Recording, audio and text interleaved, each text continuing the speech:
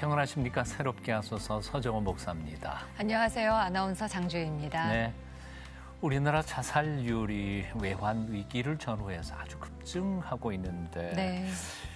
최근까지도 계속해서 증가세를 보이고 있다고 합니다. 요즘에는 OECD 국가 중에서 자살률 1위를 달리고 있다는 비극적인 소식이 들려오고 있습니다. 사회가 발전되고 있는 것 같지만 또 그 이면에는 아픔들, 여러 가지 이유들로 삶을 등지는 분들이 많은데요. 너무나 쉽게 놓고 계신 게 아닌가 싶어서 좀 안타깝습니다. 그렇습니다. 천하보다 귀한 생명인데요. 사실 그 자살을 생각하시는 분들 곁에서 조금만 관심을 가지고 사랑으로 품어주기만 한다면 그들이 그렇게 극한적인 결단을 하지 않을 수도 있다는 생각에 좀 안타까운 생각이 많이 있습니다. 네, 오늘 새롭게 하소서에 모신 분은요. 일본 시댁과의 갈등과 또 왕따로 죽음을 선택했다가 하나님을 만나면서 이제는 영혼 구원을 위해서 애쓰고 계신 분을 모셨습니다.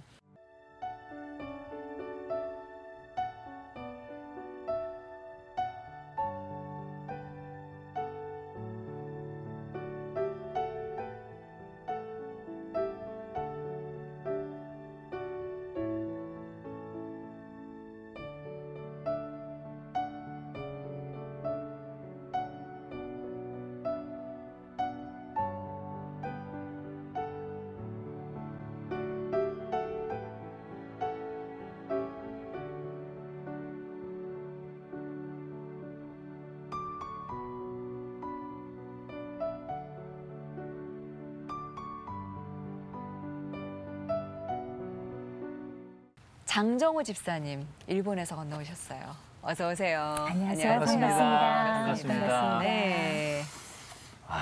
세상에 하나뿐인 그대를 위하여 자살, 죽여버리기. 네. 제목이 좀 센데요. 제목이 너무 강해요. 예. 물론 예수님께서도 죽음을 죽으신 분이시니까, 그렇죠? 죽으신 분이시니까 아마 그 용어에서 굉장히 복음적이지만 사실 듣는 사람으로서는 굉장히 섬뜩한 질문이 있는데 제목이 이렇게 잡으시기까지 고민 많이 하셨겠어요. 그렇죠. 요즘 세대에는 와서 보니까는요. 한국 사람들이 자극을 좋아하더라고요. 근데 이 삶의 그 죽음 앞에 서 있는 자살을 하려고 하는 분들의 그 마음을 좀 잡아보려면은 이 정도 자극 정도는 있어야 되지 않았나라는 생각이 충격을 선뜻 들겠더라고요. 충격요법이시죠. 그렇죠. 네. 그리고 혹시 일본어로 뭐 이렇게 쓸 계획은 없으셨던가요? 근데 이 내용이요, 제가 실질적으로 있었던 제 얘기를 기반으로 해서 썼기 때문에요. 요 안에 조금 이 내용을 보면 불편해하는 분이 조금 없지 않아 있어요. 그래서 8월 달에 중국어로는 다 지금 번역이 되고 있지만 일본어는 지금 조금 생각을 하고 있는 중입니다. 좀 다듬어서. 네. 저 자살 방지 10계명도 만드셨다고요? 네, 저희가 10계명 크리스찬으로서 율법 10계명이 있듯이 제가 나름대로 일본에서 생활을 하면서요.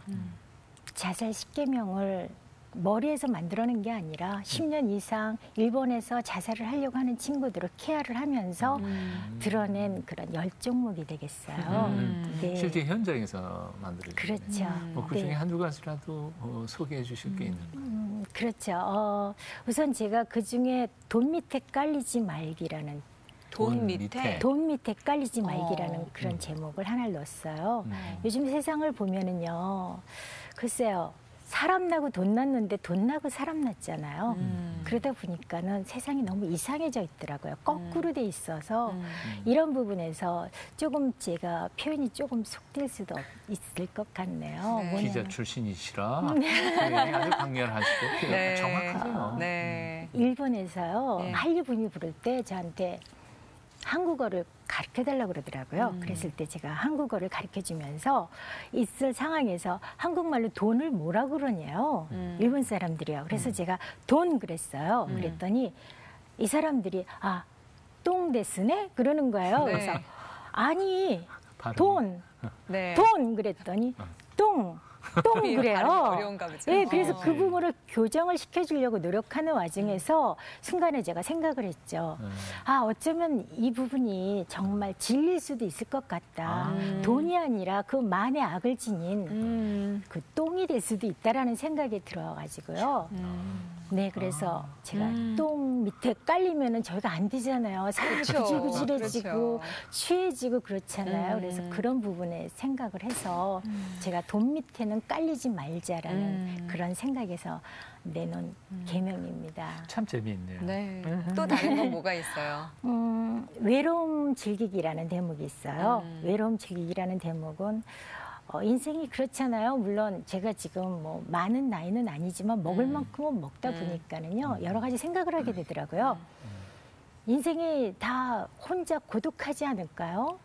모든 사람들이 다 고독한데 그러지 않은 척하고 사느라고 열심히들 사는 것 같아요. 그다음에 그 외로워지지 않으려고 발버둥을 치다 보니까 거기에 따른 뭐 우울증이라든지 상처들이 점점 쌓이고 쌓여가지고 자살들을 하지 않나라는 생각이 드네요. 그래서 제가 외로움을 그냥 우리 삶 중에서 그냥 받아들이고 의연하게 받아들이면 어떨까라는 생각을 하면서요. 외로워지지 않으면은 저희가 예수님을 만날 수 있는 상황이 별로 안 되더라고요. 그래서 외로워졌을 때 예수님하고 함께 동행할 수 있는 좋은 찬스라는 생각이 들어서요. 그래서 제가 외로움을 즐기자라는 생각을 해봤습니다. 네. 또 한 가지는 네네. 신앙생활을 하기, 그게 십계명 중에 마지막 대목에 껴 있어요. 그래서 제가 이 책을 쓰면서 굉장히 힘들었던 부분이 그 부분이었어요. 크리스찬 입장에서 이 자살을 어떤 각도로 설명을 해줘야 되나 여러 가지 살펴봤습니다만 명확한 답이 별로 없더라고요. 그래서 기도를 참 많이 했어요. 한 3개월 정도 기도를 하면서 준비를 했습니다만 나름대로 정리가 되더라고요. 좀 외람된 표현입니다만 저희가 엄마 뱃속에서 10개월 있다 나오잖아요. 그렇죠. 근데 10개월 동안에는 엄마 태반으로 영양 섭취를 하고요. 그다음에 양수로 보호를 받고 있잖아요. 그리고 저희가 태어나잖아요. 근데 저희 이 세상을 또 하나의 커다란 엄마 뱃속으로 보자는 거죠. 커다란 엄마 뱃속으로 보면서 거기서 저희는 이 태반을 하나님 진리의 양식으로 저희가 잡고 그다음에 이 양수로 저희를 보호를 하는 것은 성령의 물로 저희가 보호를 받아야 되겠다는 그런 믿음을 주시더라고요. 그러면서 살아야 되는 게 이 세상인데 그러면서 하나님이 저희들한테 세팅해 놓은 그 삶을 다 마치고 시간이라는 문을 열고 하나님한테 다녀왔습니다 했을 때 그게 저희들의 온전한 삶인 것 같은데요.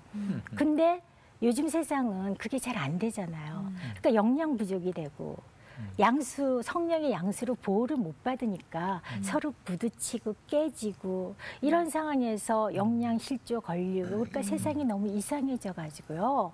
너무 험한 세상이 된 것 같아요. 그러다 보면 그런 와중에서 어려우니까 힘드니까 극복 못하고 그냥 그 탯줄로 목을 감아서 제가 자살을 해서 죽는다든지 그럴 경우에는 저는 과감하게 말을 하고 싶어요. 그거는 신에 대한 모독이고 하나님에 대한 반역이라고요. 그래서 저는 이 세상에 하나님이 주어준 그런 삶을 정말 제대로 사는 것은 돈이라든지 스펙 쌓기에 지금 바쁜 그런 상황이 아니라 정말 하나님이 저희한테 허락하신 생명의 진리의 양식을 탯줄 삼아서 성령의 보호로 양수로 보호를 받고 살아야 이 삶이 온전하지 않나라는 그런 생각을 해봤습니다. 그 조센징에 그다음에 그 기독교 예수쟁이라는 그런 면목을 삼아서 저한테 그 화살이 날라오기 시작하는데요. 울지도 않더라고요. 목을 꽉 끌어안고 두 다리로 허리를 하면서 애가 부들부들 떨더라고요. 눈이 둥그레져가지고. 그래. 돈도 아니고 지위도 아니고 명예도 아니고 학벌 학식 다 필요 없구나. 정말 필요한 건 사랑이구나. 집사님은 신앙생활을 언제부터 하셨어요? 제가 좀 성숙했던 것 같아요. 지금 키 이런 게 국민학교 5학년 때인데요. 오. 국민학교 5학년 때 저는 벌써 잘난 척하려고 그러는 게 아니라요. 저는 그때 벌써 신에 대한 우리가 뭐 인생이 어디서 와서 어디로 가는 거지? 뭐지? 라는 그런 궁금증이 굉장히 많았던 거였어요. 그래서 그런 궁금증이 계속 있는 와중에 중학교 3학년 말 되니까는요. 이제 교회를 찾아가게 될 수 있는 계기가 되었어요. 그래서 그때 교회를 들어가서 고등학교 1학년 때 수련회를 갔었죠. 그래서 수련회를 가서 성령을 받았어요. 근데 그때 너무 놀랐어요. 흔들리는 낙엽 하나하나가 새롭고 이 숨 쉬는 게 너무 신기하더라고요. 아, 이게 하나님이 살아계시는 거구나를 그때 체험하고 나서부터 나름 열심히 신앙생활을 하며 여지껏 지켜왔습니다. 그러셨구나. 네, 대학 때는 그렇게 뜨거운 성령 체험을 하셨지만 약간의 이중생활도 하셨다고요? 제가 제 몸에 그런 DNA라 그럴까 그런 끼가 있는지는 미처 몰랐었어요. 대학교 1학년 때 그 디스코텍이라 그러죠. 네. 그때 당시에 1,000원을 주고 들어간 것 같아요. 들어가서 봤더니 별천지였던 거예요. 그 스피커에서 나오는 그 음악 소리가 너무 막 심장을 막 두근두근하고 막 설레게 하면서 너무 좋은 거예요. 네. 좋아도 보통 좋은 게 아니라 너무너무 좋은 거였어요.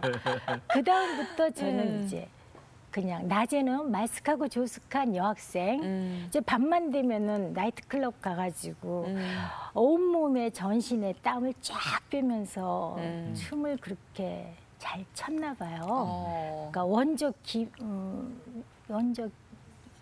이효리? 이효리라는 분 있죠? 네네. 아마 그랬을 것 같아요. 너무너무 춤을 잘 추고 남들이 잘한다 하니까는요. 그렇게 열심히 무용과는 아니죠. 제가 열심히 그쪽으로 제가 많이 좀 발달을 한 거는 전공은 인정합니다. 무용은 안 했고. 네, 무용은 아닌데 나름대로 굉장히 좋아했던 그 끼가 노출을 많이 그쪽으로 제가 발산을 한 것 같습니다.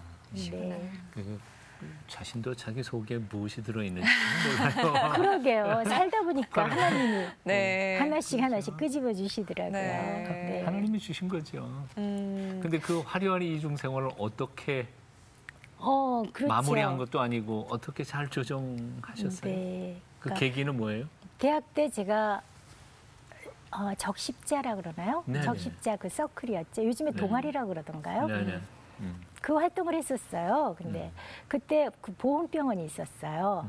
그 원호 대상자들, 네네. 군대 가가지고 다치신 분들, 그분들이 이제 허리가 다치고 목이 다치고 그러면은 휠체어를 타든지 아니면 전신마비가 돼 있는 분들이죠. 그분들을 이제 봉사 차원에서 갔는데 이상하게 갔다 오면은 밤에 잠을 못 자는 거예요. 너무 마음이 불편하고 이렇게 짠한 마음에. 그래서 친구들은 같이 모여서 그 시기에 맞춰서 함께 가는데 저는 혼자서 몰래 왕복 4시간을 버스를 타 그땐 전철이 거기까지는 없었어요. 천호동에 있었거든요. 네네. 왕복 4시간을 타면서 토요일이면은 거기 가서 그분들을 이제 비가 오면은 병실을 찾아다니면서 성경 공부를 가르치고요. 그다음에 비가 안 오면은 그 정원에 같이 다 한 분 한 분 휠체어를 태워서요. 모시고 나가서 제가 이제 기타도 치고 춤도 치고 혼자서 재롱잔치를 다 하는 거였죠.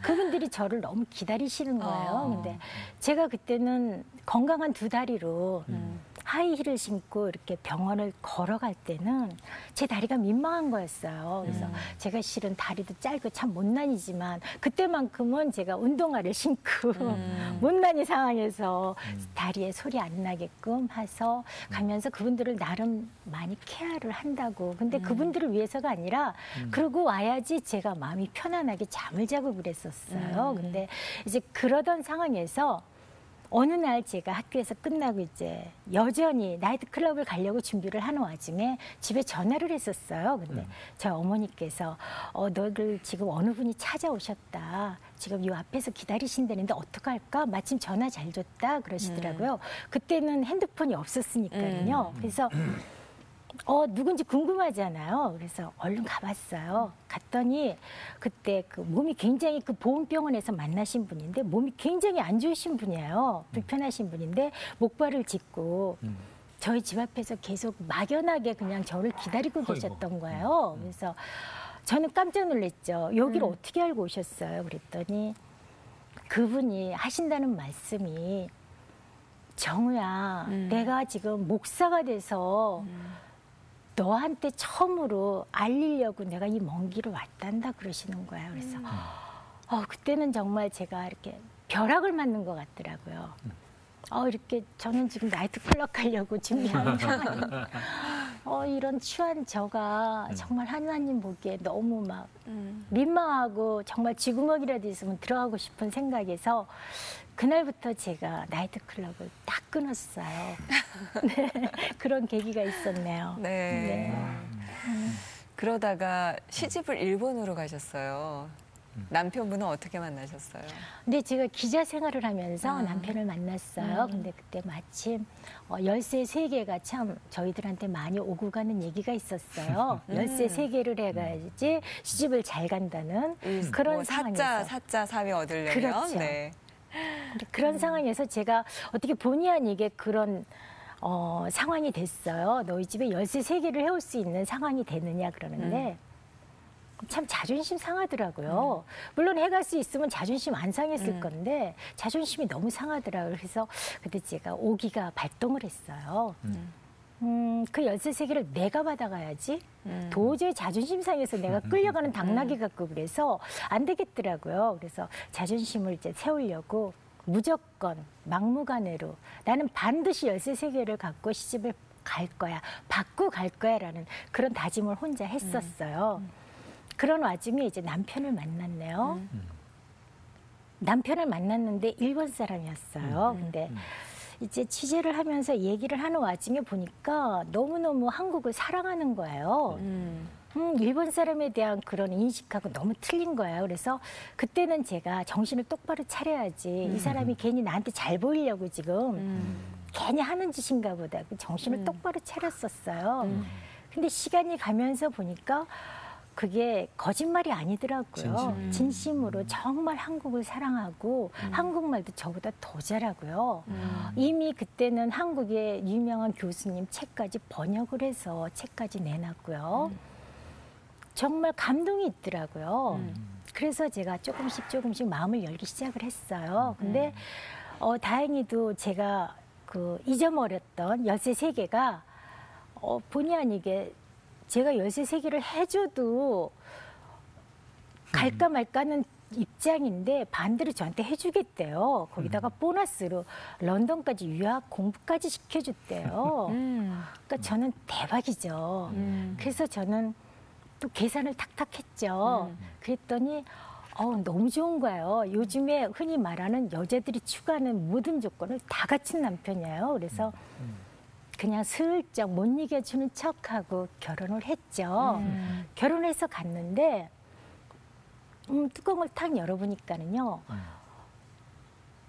굉장히 겸손해서 그냥 아버지가 조그만 그냥 장사, 그냥 복덕방이나 이발소 하는 그런 차원의 얘기를 해서 저는 그런가 보다 했었어요. 근데 가서 뚜껑을 열어보니까 뭐 이렇게 거창하게 대기업 누구는 아니더라도 그래도 어느 정도 알아준다는 그런 기업의 장남인 거예요. 그러니까 졸지에 신데렐라가 된 거잖아요.